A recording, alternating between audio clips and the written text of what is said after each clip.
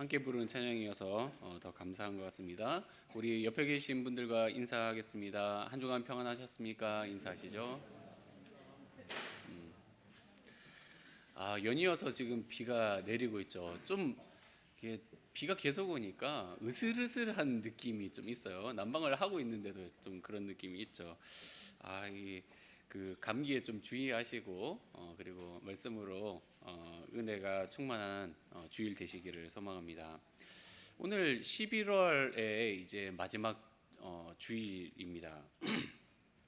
매년 청년부에서는 이날에 이제 정기 총회를 열어서 신임 회장과 부회장을 선출을 하죠.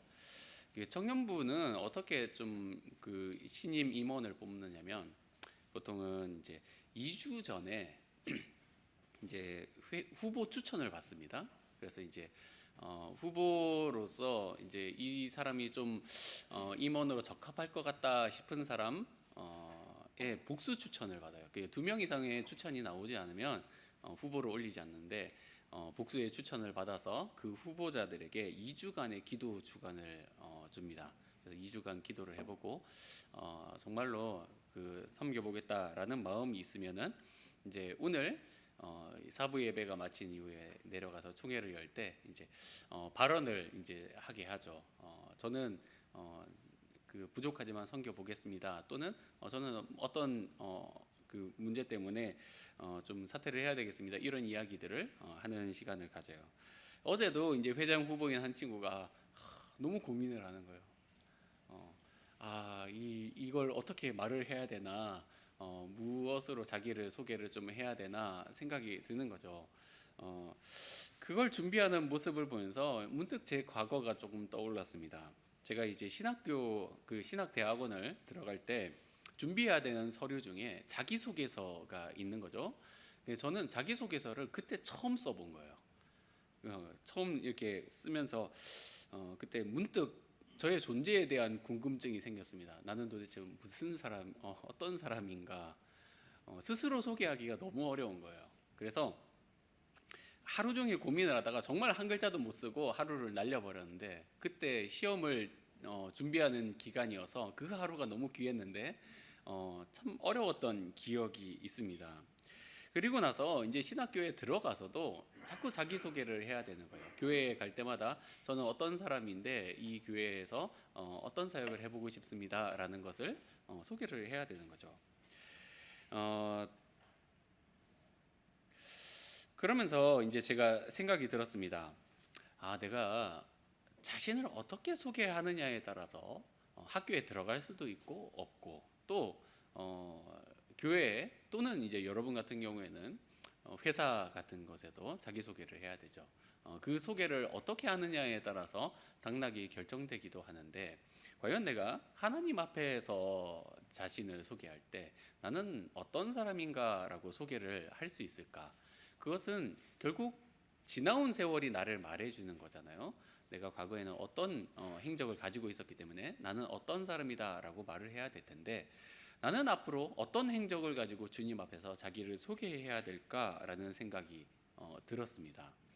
그 생각이 이제 조금씩 발전을 해서 이제 교회는 도대체 어떠한 곳이고, 목회자는 어떤 사람이어야 되고, 또 성도는 어떤 사람이어야 되는가로 발전을 했는데, 그 생각이 지금도 변치 않아서 저는 그 마음속에 어떤 마음이 드냐면, 정말 우리가 정도를 가지 않으면 주님 앞에서 소개할 때 결격 사유가 되겠구나라는 생각을 가지게 되었어요. 정도를 걸어간다는 것은 굉장히 중요한 일입니다. 아멘이시죠? 교회는 교회다워야 되고, 성도는 성도다워야 되고, 또 목회자는 목회자다운 모습이 있어야 된다는 것이죠. 오늘 우리가 함께 나눌 빌립보서의 말씀을 살펴볼 때 우리가 성도다운 모습을 어떻게 살아야 될 것인가에 대한 답을 이 말씀에서는 정말 심도 깊게 다루고 있다는 것을 알게 될 것입니다. 여러분, 이 말씀을 같이 나눌 때 여러분 한번 생각해 보십시오. 주님 앞에 설 때 나는 무엇으로 자기를 소개할 것인가? 이 묵상을 통해서 은혜를 깨닫는 시간 되시기를 소망합니다. 여러분, 우리는 어떤 성도가 되어야 할까요? 물론 우리가 신앙생활을 어떻게 해야 되느냐 이런 질문인데 기본적으로 우리가 신앙생활을 할 때 열심을 좀 낼 필요가 있습니다. 로마서에서 이제 부지런하여서 게으르지 말고 열심을 품고 주님을 섬겨라라고 말씀을 하고 있죠. 열심을 가져야 사실은 교회 생활을 하는 것도 재미가 있고 또 교회에서 신앙생활을 할 때 어떤 발전이 이루어지는 거죠. 열심히 한 부서의 교사가 된다거나 또 성가대가 된다거나 또는 선교 회장이나 임원이 되어서 이게 시시하게 그냥 직함만 유지하는 것보다는 내가 뭔가 열심을 내어서 하다 보면은 내 스스로도 신앙적인 발전이 있고 교회 전체적으로도 발전이 있는 거죠. 때로는 의견이 안 맞아서 갈등이 생기기도 하지만 그것이 오히려 촉매제가 되어서 교회가 점점 정도에 가까운 모습이 되어갈 수도 있다는 것이죠. 또 교회를 또 신앙생활을 할 때는 은사가 좀 필요하기도 합니다. 사실 이 임마누엘 성가대가 이른 아침부터 오셔서 그 성가대의 사명을 감당하시잖아요. 이 은사가 필요한 거예요. 어떤 은사가 필요합니까? 일단 잠이 없어야 돼요. 그렇죠? 늦잠을 자면은 성가대가 설 수가 없습니다. 그리고 튼튼한 성대를 가지신 분들이 좀 하셔야 될 것 같아요. 저는 이렇게 일부 예배를 드릴 때마다 제 목의 약함을 처절하게 느끼는데 안 올라가요. 근데 소프라노가 정말 저는 대단하다고 느끼는데 정말 고음을 올리시잖아요. 굉장한 은사를 가지신 분들이라고 생각을 합니다. 그리고 이제 매주 그 예배를 드리실 때 여러분이 보이지는 않지만 방송실에서 매번 이렇게 그 방송 작업을 하시는 집사님들이 계세요. 매번 성실하게 또 은사를 가지고 그쪽 관련 분야를 섬기고 계시잖아요. 정말 대단하다고 생각을 합니다. 우리가 신앙생활을 할 때 열심도 필요하고 또 은사도 필요합니다. 그러나 사실 그것보다도 좀 베이스가 되는 면을 좀 다루어 보자면 그것은 사실은 어떤 마음을 가지고 있느냐에 달린 것이죠. 어떤 마음을 품고 신앙생활을 하느냐가 우리의 출발점이 되는 것입니다. 빌립보 교회를 향하여서 바울이 어떻게 우리에게 말하고 있습니까? 5절 말씀을 다시 한번 읽어볼까요? 5절 시작. 너희 안에 이 마음을 품으라 곧 그리스도 예수의 마음이니. 2장에 들어오면서 바울이 말을 하죠. 너희가 하나님께 은혜를 받았다면 다른 성도들도 잘 돌보고 또 한 마음을 가지고 주님을 섬겨라 라고 말을 하면서 그 근간에는 무엇이 있다고 말하는 거예요? 주님의 마음을 품는 것이 시작이다 라고 이야기를 하는 거죠. 여러분, 예수님의 마음이라고 말을 하는데 이 예수님의 마음은 도대체 어떤 것일까요? 사실 우리가 내 마음도 모르고 우리 집에서 같이 사는 사람의 마음도 잘 모르고 이 서로의 마음을 잘 모르죠. 그런데 예수님의 마음이 과연 무엇이 다를까라고 생각을 해봤을 때 성경적인 이해가 좀 필요한 것 같습니다. 우리가 같이 6절, 7절 말씀을 같이 읽어보겠습니다. 6절, 7절 시작. 그는 근본 하나님의 본체시나 하나님과 동등됨을 취할 것으로 여기지 아니하시고 오히려 자기를 비워 사람들과 같이 되셨고. 여러분 한번 따라 하시겠습니다. 예수님의 마음은 자기를 비우는 마음입니다. 자기가 가지고 있는 것을 뭔가 자꾸 이렇게 비우고 버린다는 의미죠. 여러분, 그 비운다는 것이 쉽습니까? 여러분, 채우는 것이 쉬울까요? 버리는 것이 쉬울까요? 사람은 채우는 것이 쉽습니다. 가지고 싶은 게 많잖아요. 항상 우리가 그 소망을 이렇게 품는다면 내가 그 내년이 되면은 꿈에도 그리던 뭔가 이렇게 승진을 이뤄보고 싶고 또 내가 뭔가 못 가졌던 것을 좀 가져보고 싶고 못 가봤던 곳을 가서 이렇게 보고 싶고 이런 그 소망이 있지 않습니까? 근데 우리가 소망을 가질 때 내가 가진 것을 버리고 싶고 없애고 싶고 이런 소망을 가진 사람은 저는 한 명도 못 본 것 같아요. 내가 지금 가지고 있는 것을 어떻게 좀 버릴까 이런 생각을 잘 안 하는 거죠. 그러니까 항상 우리가 부족한 것은 많은데 비우라, 버리라라고 하는 것은 사실 인간 본능으로서는 역행이라고 볼 수 있죠. 그러나 예수님은 어떻다라고 말씀하시는 거예요. 6절 말씀에 보면 예수님이 어떤 분이라고 말을 합니까? 하나님의 본체라고 말하죠. 쉽게 말하자면 하나님이라는 거예요. 하나님이시니까 여러분, 비운다고 한번 생각해 보십시오. 하나님이 자신을 비우려고 하면은 얼마나 많은 것을 버려야 될까요? 얼마나 대단한 것을 버려야 되는 걸까요? 이 7절을 보면 또 예수님이 그것 다 어떻게 다 버리시고 또 어떻게 되셨다는 거예요? 종의 형체를 가지셨다라고 이야기를 하는 거죠. 하나님 형체 버리고 종의 형체 가지신 거예요. 그러니까 우리가 소위 말하는 바닥을 친다, 바닥까지 내려갔다라고 말하는 그 바닥을 예수님이 가지고 간 거죠. 사실 우리가 말하는 바닥은 진짜 바닥은 아닌 거죠. 하나님이 종이 되셨다, 이 정도가 진짜 바닥인 거죠. 그 우리로 치면은 끝도 모를 바닥을 주님께서 내려가셨다는 거예요. 복음서를 읽다 보면은 종종 우리가 이런 기사를 발견하게 됩니다. 예수님이 배가 고프셨다, 예수님이 목이 마르셨다, 예수님이 피곤하셨다라는 거예요. 하나님에게 이런 감각이 어울리기나 합니까, 여러분? 하나님은 항상 충만하신 분이에요. 그래서 생명력이 넘치고 항상 부족한 것이 없는 분이 하나님이신데, 그런 하나님이신 예수님이 목이 말라서 물을 달라고 청하기도 하고, 또 파도에 흔들리는 배에서 너무 피곤해서 그 흔들리는 배 속에서도 골아떨어지는 모습을 발견하게 되죠. 이런 모습은 얼마나 예수님이 극단적으로 자기를 제한하고 또 자기를 비우셨는지를 알게 되는 하나의 지표가 됩니다. 여러분, 우리가 비우고 포기하는 거 정말 어렵습니다. 여러분, 방 한 칸에서 살다가 사람이 3칸으로 이사 가는 것은 좋은 일이죠. 근데 방 3칸 살다가 살림이 어려워져서 한 칸으로 이사를 가게 되었다.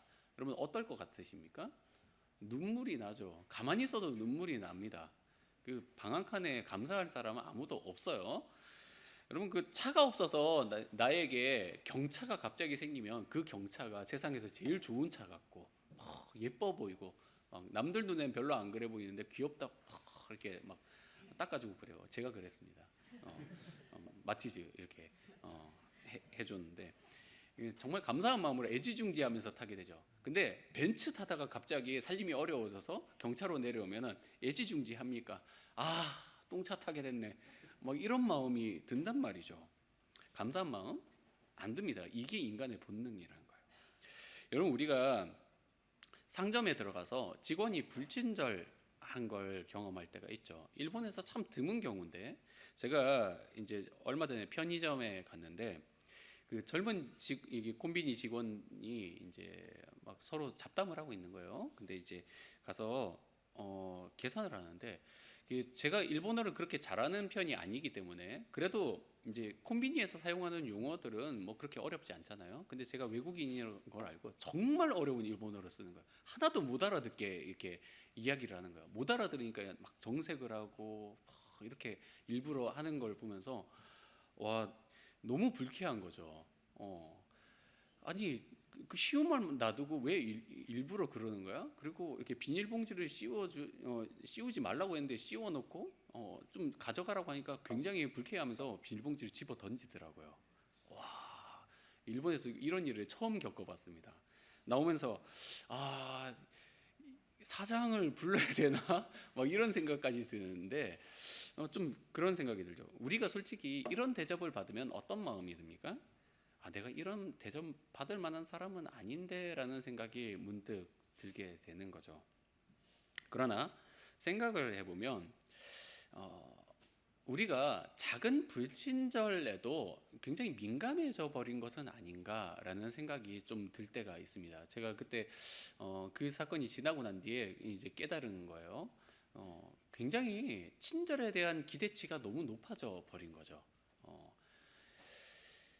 손님은 왕이라는 문구처럼 사실 우리가 거기에 많이 익숙해진 거죠. 모든 일에 대접받아야 되고 또 작은 불편에 견디지 못하는 그런 마음이 우리에게 생겨버린 것은 아닐까라는 거죠.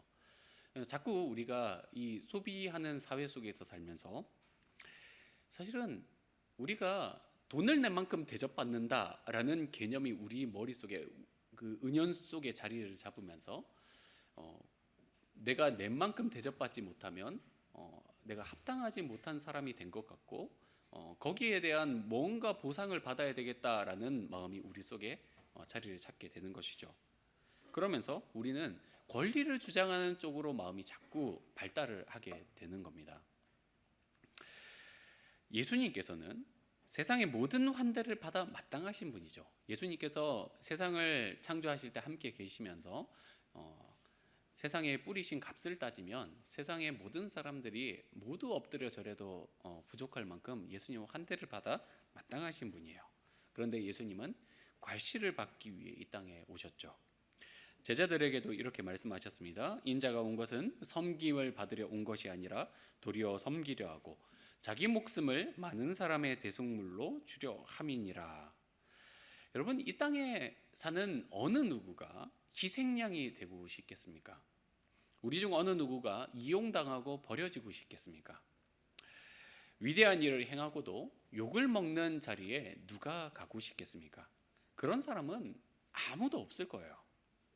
그럼에도 불구하고 예수님은 우리를 위해 그 길을 담담하게 걸어가셨죠. 그 일을 감당하는 종이 되신 겁니다. 여러분, 이런 예수님을 바라보면서 우리는 어떤 마음을 가져야 될까요? 우리가 그 암 환자를 대할 때 이제 암 환자를 만약에 병문안을 갔는데 내가 그 작은 병, 소위 뭐 이제 감기 정도 걸렸다라고 할 때 내가 아프다라고 말을 할 수 있습니까? 말 못하죠.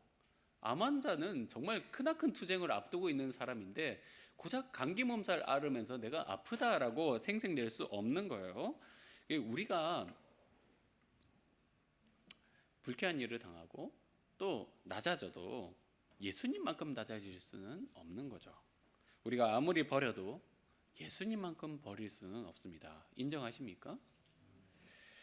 우리가 신앙생활을 하다 보면 분명히 억울할 때가 있어요. 내가 수고했는데도 아무도 몰라주고 또 오해를 받을 때가 있단 말이죠. 그러나 예수님이 당하신 일을 생각하면 그 일이 얼마나 작은 일인지를 알게 됩니다. 그래서 억울한 마음을 가질 때 예수님의 마음을 좀 가져보라는 거예요.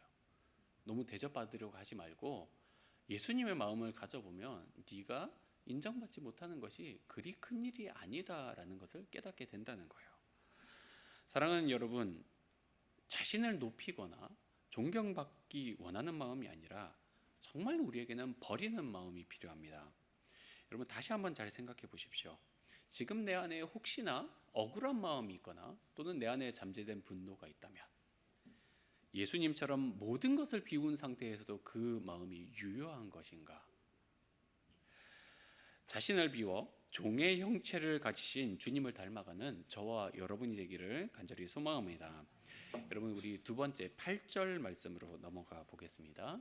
8절 시작. 사람의 모양으로 나타나사 자기를 낮추시고 죽기까지 복종하셨으니 곧 십자가에 죽으심이라. 여러분, 예수님의 마음은 어떤 마음일까요? 자, 한 번 더 따라 하실까요? 죽기까지 순종하는 마음입니다. 예수님에게는 순종하는 마음이 있었습니다. 근데 어느 정도까지라는 거요?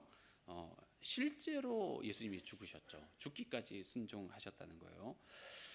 예수님이 십자가에 달리시기 전에 로마 군병들에게 조롱을 당하는 시간이 있었어요. 그때 이제 로마 군병 하나가 이제 예수님의 눈을 가리고 예수님의 뺨을 때려놓고 이렇게 말을 합니다. 네가 선지자라면 지금 뺨 때린 사람이 누군지 좀 맞춰봐라 라고 이야기를 하는 거예요. 또 예수님 옷을 다 벗기고 조롱하고 얼굴에 침을 뱉는 거죠. 그러니까 십자가에 달려 죽는 일을 제외하고도 참 예수님이 치욕스러운 시간을 보내셨다는 것을 알게 되죠. 여러분, 만약에 우리라면 어떨까요? 저였다면 못 참을 것 같아요. 정말 그런 모욕을 받으면 그냥 능력을 드러내서 누구긴 누구야 너지 이러면서 잡아내가지고 그 정말 그 하늘에 있는 군대 확 불러내가지고 이렇게 위협을 한번 한 다음에 그냥 야 까불지 마 하고 십자가에 달려서 그냥 이렇게 죽었을 것 같아요. 아 정말 그렇게 까부는 건 정말 견디기 힘들죠. 우리가 혼내는 시어머니보다 옆에서 놀리는 시누이가 더 밉다고 그런 마음이 들죠. 예수님께서 이 땅을 살면서 참 많은 것을 견디고 순종하셨다는 것을 우리가 알게 되는데요. 예수님의 행적을 보면 참으신 일이 정말 많다는 걸 알게 돼요. 이게 표현이 안 돼 있는 건데 이제 예수님의 능력치로 봤을 때 정말 많이 참으셨다는 것을 알게 되는데 여러분 예수님 공생애를 몇 살에 시작하셨습니까? 30살에 시작을 하셨죠. 그러면 본격적으로 예수님이 사역을 시작하시기 전까지 이제 어떻게 사셨냐면 보통 사람들처럼 평범하게 사신 거예요. 우리처럼.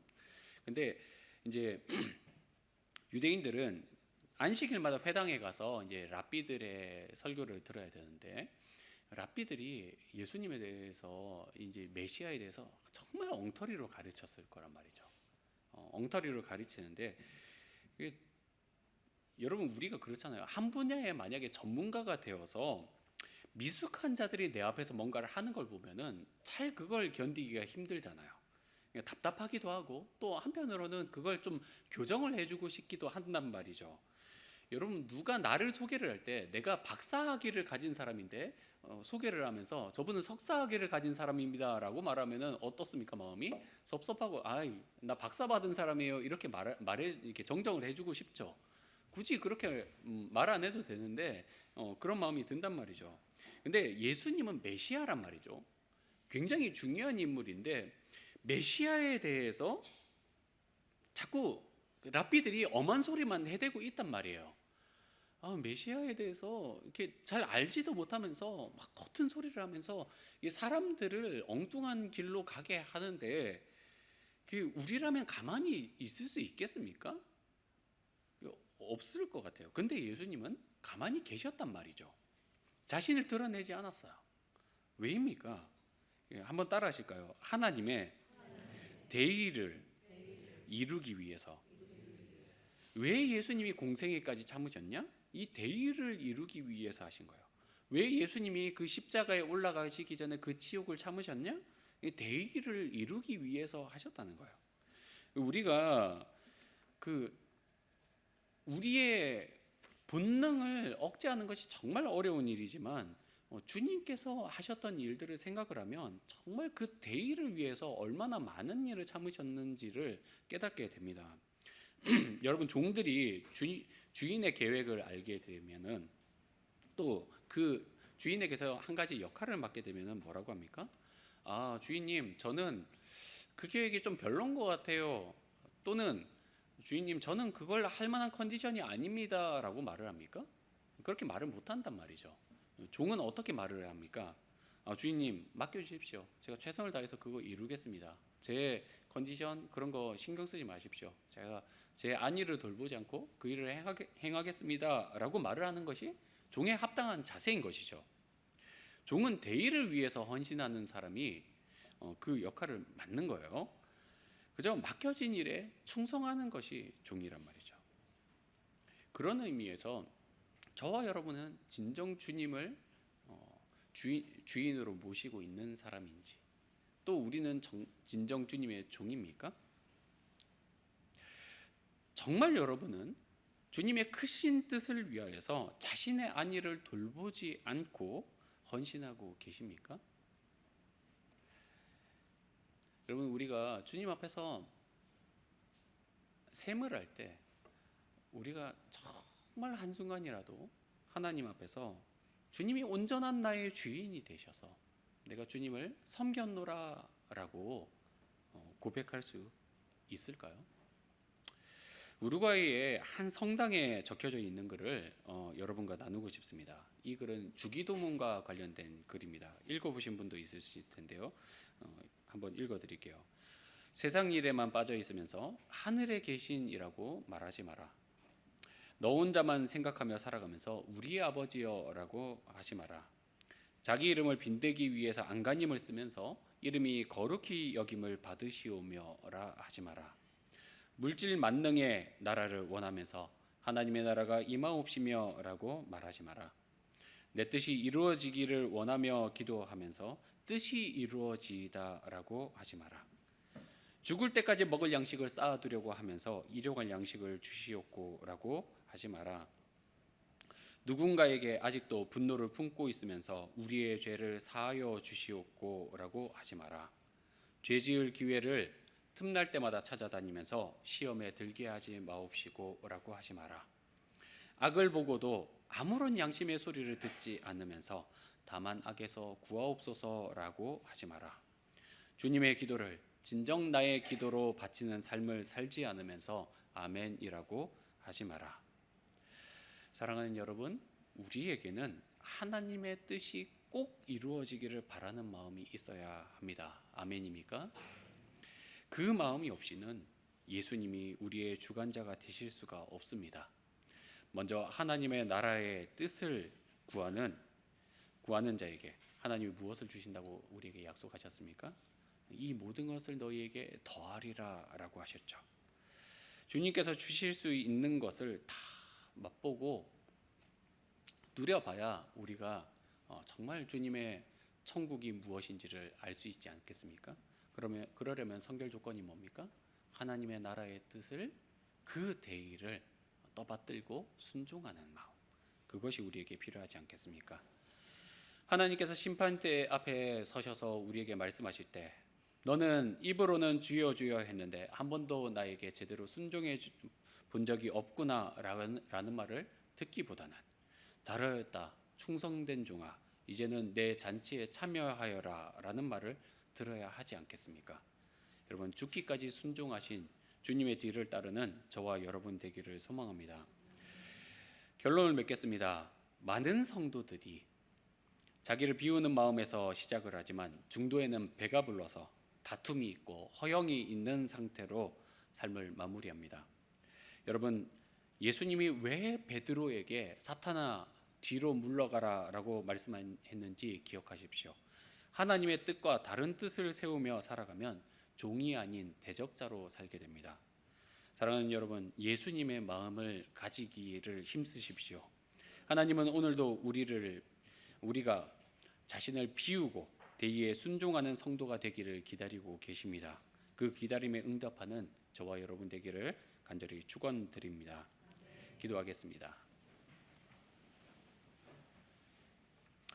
사랑하는 하나님 아버지, 오늘도 주님께서 빌립보서의 말씀을 가지고 함께 은혜를 나눌 수 있게 해주심에 감사를 드립니다. 하나님, 저희는 자기의 마음, 자기의 생각, 자기의 뜻을 가지고 살아가고 있습니다. 그러나 주님의 마음, 주님의 뜻, 주님의 나라를 꿈꾸며 살아가는 성도 될 수 있도록 저희 안에 주님의 마음을 허락하여 주시옵소서. 하나님, 저희 안에 여전히 채우고 싶은 욕망들이 너무나 가득합니다. 주님이 비우셨던 것처럼 저희도 비울 수 있게 하여 주시고, 주님이 하나님의 뜻에 죽도록 순종하셨던 것처럼 저희도 순종하는 마음으로 종의 자리에 설 수 있게 하여 주시옵소서. 예수님의 이름으로 기도드립니다. 아멘.